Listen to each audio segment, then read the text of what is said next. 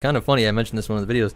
It's closest to my actual kind of philosophy, because he thinks that the Jedi, by trying to soften everybody and trying to do all these things, they make it a little bit too weak by denying themselves and trying to artificially pretend like they never have any feelings or emotions.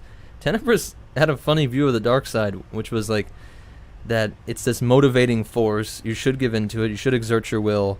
It wasn't any sadisticness that I could see. It didn't seem like he was doing anything particularly evil. And he said the way you defeat the Jedi is to make it so that the entire galaxy, universe, is so well provided for. Everybody's needs are met. Everybody is self-sufficient, strong, independent people, that they don't need this external judiciary force to come in. They don't need, like, the Jedi, I think he saw them as kind of like babysitters almost. Yeah. And, like, basically they were just kind of pacifying everyone so that they could kind of look over everyone and keep them, just make sure everybody's happy and okay. Whereas he felt like maybe if we were all just strong and working towards the same goal, we would make a stronger people, because each of us on our own would be, like, stronger. And he accurately a real thing in our thing. Everybody kumbaya, nature and all this stuff, and I love a lot of that stuff too. But it's like the sun's gonna eat the earth one day, man. Yeah. No matter what. No matter if you want to go full crazy, the most industrious civilization or the most peaceful, chilling in the woods civilization.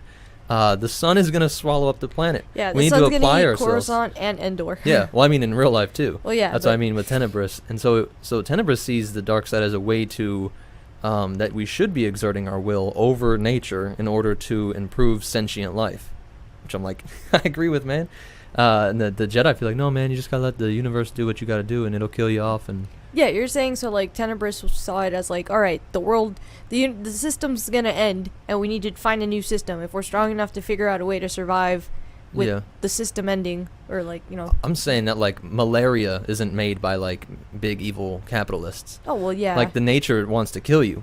And so your whereas the job Jedi is are trying to be pure with the will of the Force and just in a pure nature state, the Sith, and this is how it's supposed to be displayed. Like, they're too industrious sometimes. They're too crushing of people and motivating and all that stuff. But Tenebrous was a cool in between, where he's like, no, we need to make sure that intelligent people are solving the problems of the universe and not respecting nature. It's really mankind's thing. And I guess that's a good transition into the fact that the author made it so, for good or bad, a lot of Plagueis' stuff is based off of Nietzsche, but he literally says we have to rise beyond good and evil. We got to be beyond good and evil. He says that exact term, beyond good and evil, multiple times. So it's the idea that, man, we got to rise above this simple, and I think it's because his master was Tenebrous. It was a different kind of Sith thinking. You can't just do this simple Jedi, everything's good. These flat, weak-inducing morality, and also this pure evil, weird, sadistic morality is kind of odd. Which is why it's hilarious that Plagueis would lead to Palpatine.